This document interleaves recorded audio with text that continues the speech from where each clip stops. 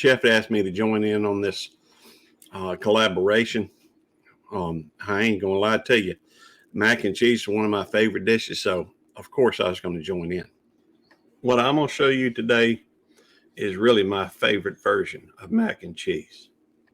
The earliest recorded mac and cheese recipe dates all the way back to 1769, and it originated over in Northern Europe. In America, we've been enjoying this recipe thanks to Thomas Jefferson. Don't ask me how it came from Thomas Jefferson. That's just what Google says. I'm going to try to take a twist on it, take you through some twists and turns that'll knock your socks off.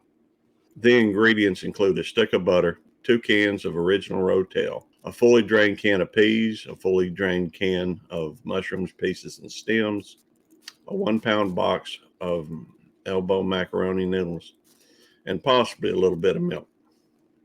Start you at least 4 quarts of water to boil, and you add some salt to it for taste. You don't have to, but it does add some flavor. Then add the macaroni. Might want to stir it a little bit, make sure it don't get stuck to the bottom.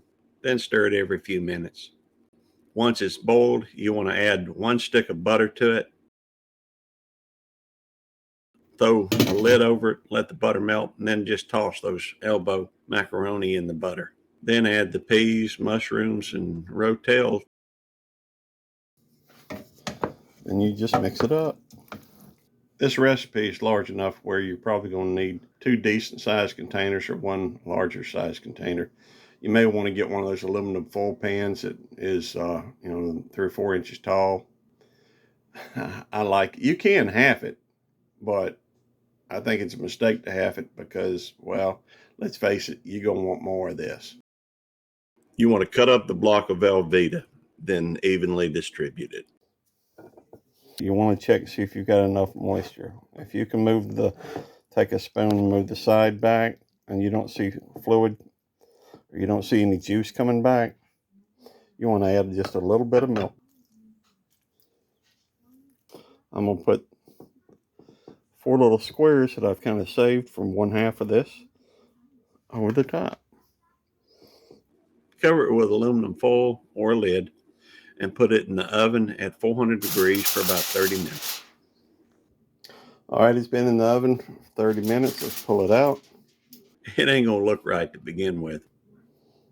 Mix it up until you have a pretty even consistency throughout the noodles. Hey, I took a bite. I admit it. I'm sorry. I can't help it.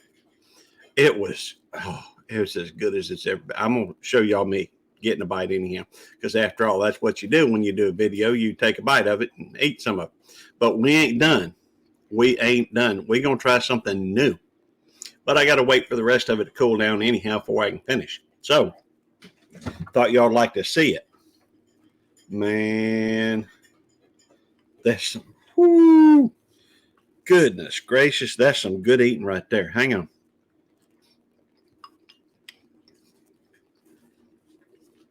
It's as good as I've ever made.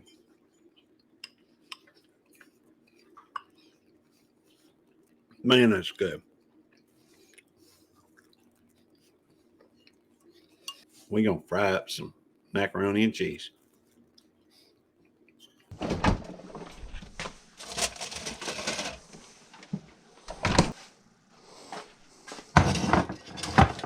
This is what we have left of the macaroni and cheese. Got hot oil up, ready to fry. This is the flour that we got here at the house. It's self-rising flour.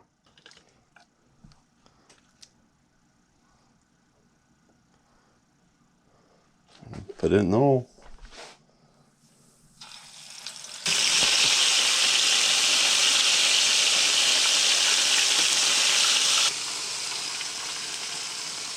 We'll try a few more times.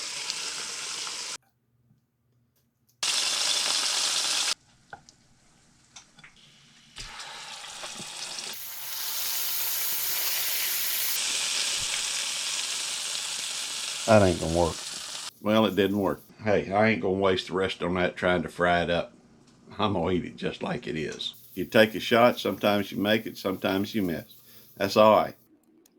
While the frying of the mac and cheese was a failure, That mac and cheese was awesome.